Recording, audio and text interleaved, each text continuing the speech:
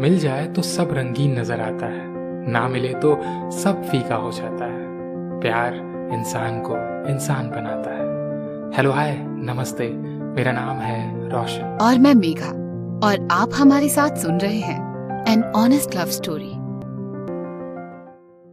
अभी कुछ वक्त पहले ही माया का दिल टूटा है, और जब उसने ये ठान लिया है कि अब उसे किसी भी लड़के पर भरोसा नहीं हो पाएगा, तभी सागर की नजर उसके सोशल मीडिया प्रोफाइल पर पड़ती है और वो उसे एक फॉलो रिक्वेस्ट भेजता है। पर माया उसके रिक्वेस्ट को सीरियस नहीं लेती है। आजकल तो सब सोशल मीडिया पर खुद को राइटर समझते हैं, कोई फालतू ही होगा। पब्लिक प्रोफाइल है, जरा पढ़ा जाए क्या लिखा है। सागर मेहता, टाइम पास ही हो जाएगा। माया वक्त बिताने के लिए सागर की राइटिंग्स को पढ़ने लग जाती है। एक के बाद एक वो उसकी लिखी सभी कविताएं पढ़ लेती है। वाह, ये तो सही में अच्छा लिखता है यार, जेन्युइन राइटर है ये तो। पर इसने मुझे फॉलो रिक्वेस्ट क्यों भेजा है? मेरा तो राइटिंग से दूर दूर तक कोई नाता नहीं है। हाँ, पर एक्सेप्ट कर लेती हूँ, रेगुलर कुछ अच्छा पढ़ने को ही मिल जाएगा। माया सागर का रिक्वेस्ट एक्सेप्ट कर लेती है, पर सिर्फ उसकी राइटिंग को पढ़ने के लिए।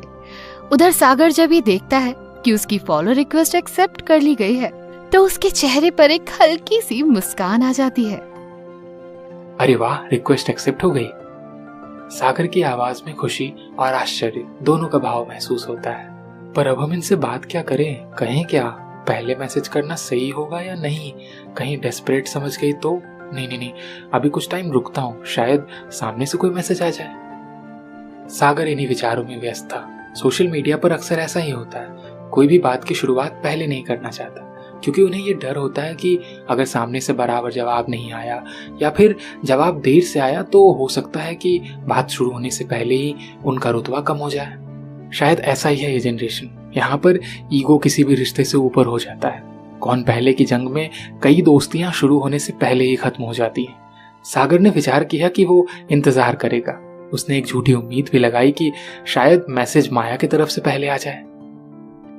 माया ने रिक्वेस्ट तो एक्सेप्ट कर ली थी, पर उसके बाद सागर उसके जहन से गुम हो चुका था। माया अपने रोजमर्रा के कामों में उलझ गई। कुछ दिन ऐसे ही बीते।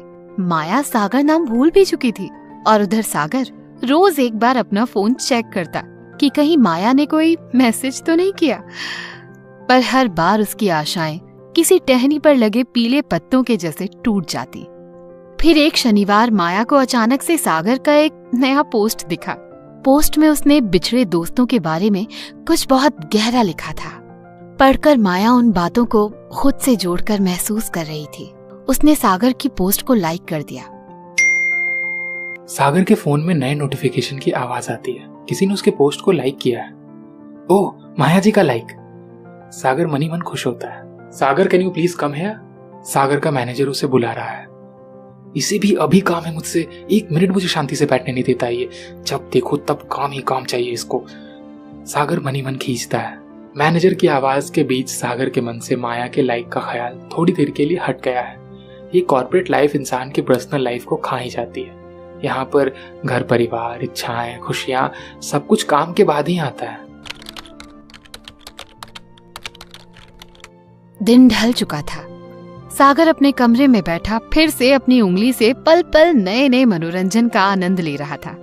कभी मुस्कुराता तो कभी किसी गहरी बात को सुन सोच में पड़ जाता, और अगले ही पल किसी गाने की धुन में खो जाता।